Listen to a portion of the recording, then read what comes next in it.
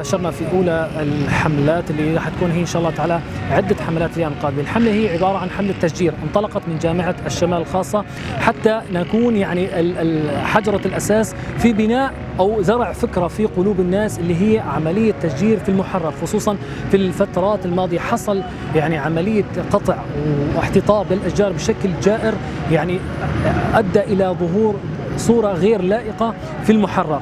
طبعا هذا في الدرجة الأولى يكون واجب ديني وشرعي. النبي عليه الصلاة والسلام يعني لديه أحاديث كثيرة تحث المسلمين على الزراعة. يقول النبي عليه الصلاة والسلام: ما من مسلم يغرس غرسا أو يزرع زرعا إلا كان له به أجر.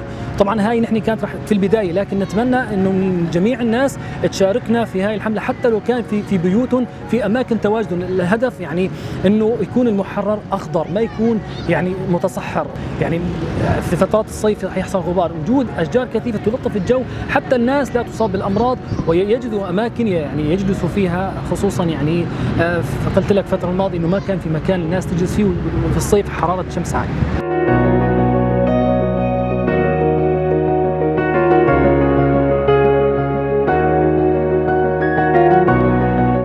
طلعنا اليوم مبادرة تشجير لتوسيع المناطق الخضراء بالمحرر. إن شاء الله يعني هاي فترة إنه قصدنا فيها مدينة صرمدة، بإذن الله لقدام راح تكون يعني مستوى المحرر. بسبب من بداية الأحداث السورية إنه صار اختطاف للأشجار كثير، مناطقنا صارت فقيرة من الأشجار من الخضار، فإن شاء الله نحن بدنا نرجع ونعمرها.